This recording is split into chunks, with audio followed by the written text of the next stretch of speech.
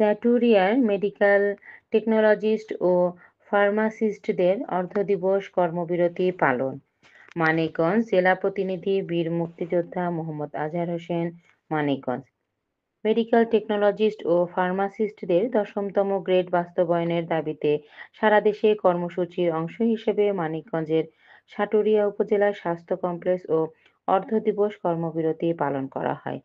৩রা December ২০২৫ বুধবার সকাল ৯টা থেকে দুপুর ১২টা পর্যন্ত এই কর্মবিরতি অনুষ্ঠিত হয়। ৫০ শয্যা বিশিষ্ট উপজেলা স্বাস্থ্য কমপ্লেক্স সাটুরিয়ায় অনুষ্ঠিত কর্মসূচিতে অংশ নেন স্থায়ী মেডিকেল টেকনোলজিস্ট ও ফার্মাসিস্টরা। আয়োজকরা জানান, দীর্ঘদিন ধরে ১০ম গ্রেড বাস্তবায়নের দাবিতে বিভিন্ন পর্যায়ে দাবি জানানো হলেও তা বাস্তবায়ন না হওয়ায় তারা আন্দোলনে নামতে বাধ্য হয়েছে।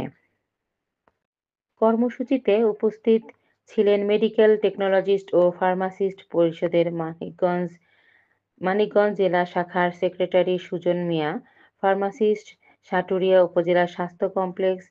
আন্দোলনকারীরা জানান, দাবি পূরণ না হলে ভবিষ্যতে আরও কঠোর কর্মসূচি দেওয়া হবে।